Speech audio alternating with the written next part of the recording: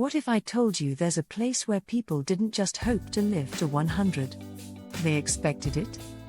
No fancy supplements. No extreme fasting. No biohacking gadgets. Just food. Simple food.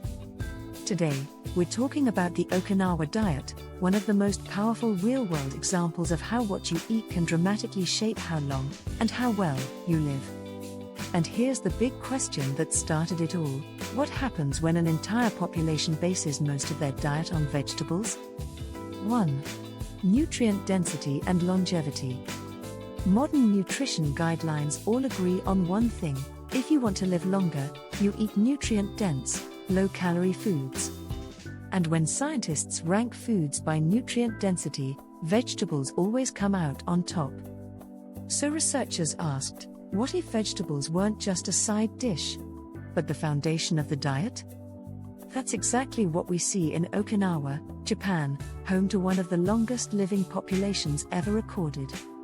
But before we accept that claim, there's an important question to answer first: is it actually true? 2. Validating Okinawan longevity. Skeptics had a fair concern. Before modern record-keeping, birth certificates weren't always reliable. Some people worried ages were exaggerated. So scientists did what scientists do best: they checked. Multiple validation studies confirmed it: Okinawans really were living longer than almost anyone else on Earth. Not just a few people, an entire population. Which brings us to the most fascinating part. 3.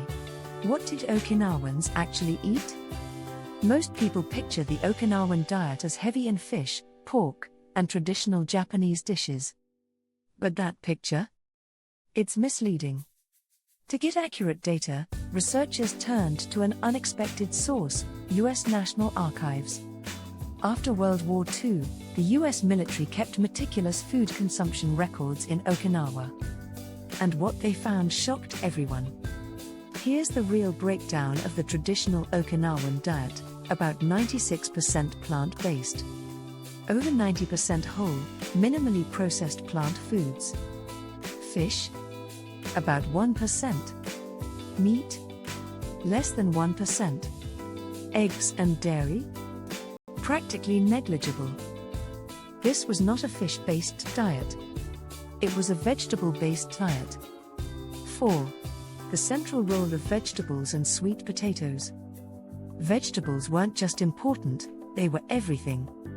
In fact, most of their calories came from one humble food: sweet potatoes. Not white rice. Not noodles.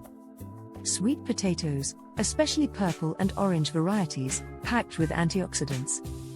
They were cheap, filling, and incredibly nutritious. The diet was simple, repeatable, and satisfying. No obsession with flavor overload, just food that nourished. 5. What this diet did inside the body. This way of eating created a powerful biological effect. The Okinawan diet was highly anti-inflammatory, loaded with antioxidants, protective against oxidative stress. Their bodies showed less free radical damage, the kind linked to aging and chronic disease. And here's the key insight: it wasn't because they had better genes. Their antioxidant enzyme levels were similar to other populations. The difference? They consumed more antioxidants from food. Longevity wasn't inherited. It was eaten. 6. Disease rates that seem unreal. When researchers compared Okinawans to Americans, the numbers were almost hard to believe. They had 8 to 12 times fewer deaths from heart disease, 2 to 3 times fewer deaths from colon cancer, 7 times fewer deaths from prostate cancer, 5.5 times lower breast cancer mortality. These weren't small differences. They were massive. 7. Calories, culture, and hara hachibu. Okinawans ate about 1,800 calories per day on average. But here's the twist: they actually ate more food by volume. Why? Because plant foods are low in calorie density. They also practiced a cultural habit called hara hachibu, eating until about 80% full. No calorie counting. No guilt. Just stopping before overeating. And researchers believe the quality of calories mattered more than restriction itself. 8. A modern comparison: Adventist vegetarians. Think this only worked in ancient times? Let's fast forward. Seventh-day Adventist vegetarians in California, living in the modern world, show similar results. They eat 100% meat-free diets, whole, plant-focused foods, minimal processed junk. Their life expectancy? Men, around 83 years. Women, around 86 years. The most health conscious? 87 to 90 years. That's a 10 to 14-year advantage over the general population. Proof that this isn't ancient history, it's still possible today. 9. The tragic decline of the Okinawan diet. Unfortunately, Okinawa didn't keep this advantage. As Western fast food moved in, the traditional diet faded. Today, you'll find fried chicken chains, tripled saturated fat intake, tripled sodium intake, more cholesterol, potassium deficiencies similar to the US.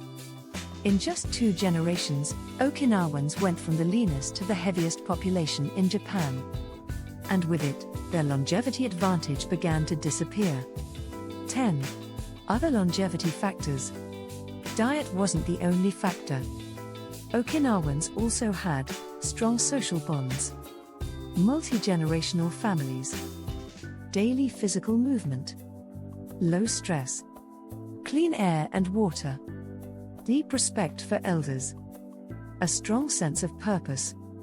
But diet was the foundation everything else rested on. 11. Important clarifications. Yes, Okinawans ate pork and fish, but occasionally, not as staples. There's a big difference between cultural dishes and actual calorie intake. Staple calories came from plants. Animal foods were side characters, not the main story. 12. Final takeaway: what this means for us. Okinawa's story is a warning and an opportunity. When the traditional diet disappeared, so did the extraordinary longevity. That's why public health experts are now pushing to restore the original Okinawan way of eating. The message is clear: longevity isn't magic. It's not locked in your DNA. It's built, day by day, on what you put on your plate. And if an entire population can live to 100 on vegetables and sweet potatoes, what might be possible for you?